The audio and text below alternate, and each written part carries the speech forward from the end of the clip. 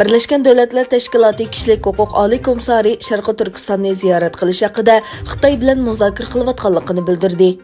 Reuters agentligining xabar qilishicha, Birleşken Devletler Teşkilatı Kişilik Hüquq Oliy Komissari Michelle Bachelet Uyg'urlarning kishilik huquq vaziyatiga qarta andishlarini ifodaladi va Sharqi Turkistonni ziyorat qilish mumkinchiligi haqida Xitoy doiralari bilan muzokara qilayotganligini bildirdi.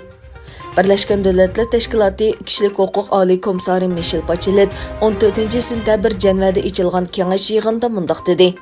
İşxanam Xitoy hukumati bilan Sharqi Turkistonning vaziyati va uning siyosatini kishilik huquqqa ko'rsatadigan ta'siri haqida davomli aloqalashib.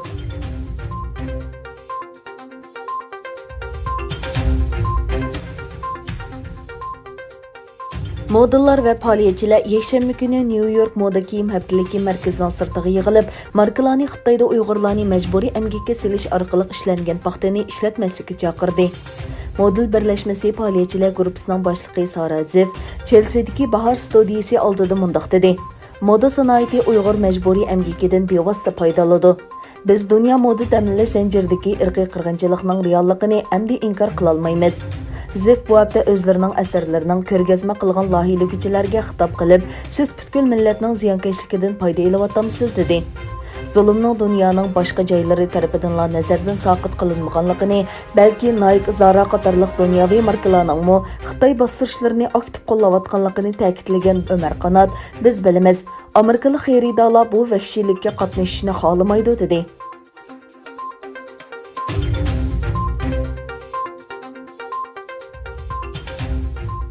Germaniya poytaxti Berlinda kishilik huquq faoliyatchilari Xitoy hukumatining Sharqi Turkiston, Hong Kong va Tibet rayonlariga qaratgan zulm siyosatiga norozilik bildirdi. Germaniya bosh ministri Merkel, Yevropa Kengashining raisi Michel va Yevropa Komissiyonining raisi von der Leyen bilan Xitoy prezidenti Xi Jinpingning o'tirsidagi sin yig'ini boshlanishidan ilgari bir to'p kishilar Berlin bosh ministri mahkamasi oldida yig'ilib namoyish o'tkazdi. Namoyishchilar Xitoy hukumatining Sharqi Turkiston, Hong Kong va Tibetda zulm va rahimsiz siyosatlarni yo'lga qo'yganligini tanqid qildi hamda Uyg'ur iqtisodshunos va faoliyatchi Ilhom To'xtining qo'yib berilishini talab qildi. Germaniya Yeşillar partiyasining kishilik huquq va insonparvarlik yordam siyosatining bayonotchisi Margaret Bowes yaqinda Xitoydagi kishilik huquq vaziyatining nacharlashganligini, kishilik huquqning Xitoy Yevropa suhbatidagi muhim masala bo'lishi kerakligini o'tirib qo'ydi.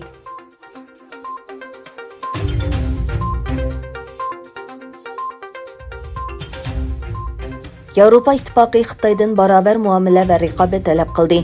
Yevropa Kengashining raisi Charles Michel, Yevropa Komiteti raisi Ursula von der Leyen va Yevropa İttifoqining navbatchi raisi Germaniya bosh ministri Angela Merkel sin yig'ini orqali Xitoy prezidenti Xi Jinping bilan ko'rishdi. Xitoy bilan o'zaro mablag' selish kelishimini muzokara qilgan Yevropa Ittifoqi rahbarlari Xitoydan Yevropaning Xitoy shirkatlariga ta'minlagan fursatlarni Xitoyning e'tirof qilishini talab qildi. Yig'indan keyin muxbirlarni kutib olish yig'ini ochgan Yevropa Komitetining raisi von der Leyen mundaq dedi. Yil oxirida kelishim hosil qilish uchun texnik ko'p ilgarilashlarga muhtoj. Biz Xitoy bozoriga kirish va to'salg'ularni yengishdak paketni astoydillik bilan qabul qilamiz.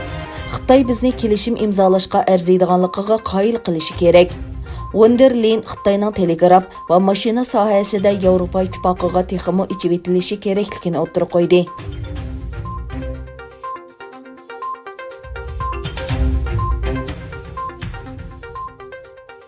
Tayvanga qochmoqchi bo'lgan 12 nafar Hongkonglik tutilib qilib Xitoyga qaytarib kelindi. Hong Kong hukumati ularning ishiga aralashmaydiganligini bildirdi. 12 nafar Hongkonglik yosh qamab qo'yilib 3 hafta bo'lganda Shenzhen shaharlik Chexiya idorasi 13 sentabr yakshanba kuni tunji qatim ularning davlat chegarasidan o'g'irlikcha o'tish jinoyati bilan ayblanib, jinoiy ishlar bo'yicha tutib turilayotganligini e'lon qildi. Amerika Davlat ishlari mahkamasining bayonotchisi Morgan Ortagus shanba kuni 12 числа Twitterda qonunli hukumatning davlatini qorshab, fuqarolarning ayrilishini to'sishning hojati yo'q. 12 nafar Hongkonglik demokratik faoliyatchining qo'lga ilinishi Hong Kongdagi kishilik huquq vaziyatining texnik nacharlashishining yana bir misoli. Guangdongdagi yerlik hukumatlar adliya tartibga amal qilishi kerak dedi. Buningga javoban Xitoy Tashqi ishlar ministrligining bayonotchisi Hua Chunying yakshanba kuni Twitterda bu 12 kishi dengizda chegaradan qonunsiz o'tganlik uchun qo'lga ilindi. Ular demokratik faoliyatchi emas, balki Hong Kongni Xitoydan bo'lishga uringan dedi. Hong Kong hökuməti bolsa, Hong Kong alohida ma'muriy rayoni hökumətinin boshqa adliya rayonining qonun ijro qilishiga hurmat qiladiganligi va aralashmaydiganligini e'lon qildi.